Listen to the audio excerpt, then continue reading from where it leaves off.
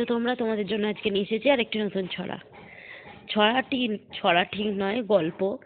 একটি ছোট্ট বাচ্চা মেয়ের গল্প। বাল্যবিবাহ। এই বাল্যবিবাহ আগে হতো, এখনো কিন্তু হয়, হয়তো একটু কমে গেছে, কিন্তু হয়। এই বাল্যবিবাহ হওয়ার পর ওই মেয়েটির যে কি কষ্ট, কি দশা হয়, সেই বিষয় নিয়েই একটা ছোট্ট ছড়া তোমাদের শোনাচ্ছি। তোমরা বলবে কেমন লাগলো। এই জিনিসগুলো কিন্তু সেই বাল্যবিবাহের যে মেয়েটি থাকে, সেই মেয়েটির ওপর থেকে যায়, সে কষ্ট পায় কেমন। আর এই বাল্যবিবাহ, বাচ্চারা তোমরা যদি শোনো, বাল্যবিবাহ কে বন্ধ করেছিল সেটা যদি জানো আমায় কমেন্ট করে জানাবে কেমন। তো চলো শুরু করি।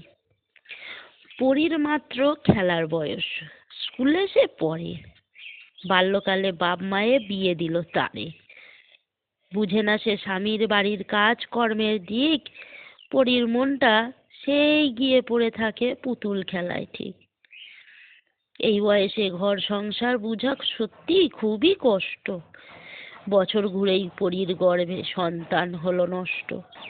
হাসপাতালে শুয়ে পড়ি কষ্টে মরে মরে। পরীর মায়ের বাপের তখন চোখের জল ঝরে। অল্প বয়সে বিয়ে দিয়ে হলো করুণ দশা। ভেঙে গেল জীবন তরী, পরীর মনের আশা। তো তোমরা এবার বলো তোমাদের কেমন লাগলো। আর এটা কিন্তু কোনো বইয়ে পড়া নয়, এটা কিন্তু সত্যি ঘটনা। যখন বাল্য বিবাহ হয়, যে মেয়েটির সাথে হয়, সেই মেয়েটির এরকম দশাই হয়, তার খুব কষ্ট হয়। এখন হয়তো অনেক কমে গেছে, কিন্তু আগে এরকম ছিল, বাল্য বিবাহই হতো।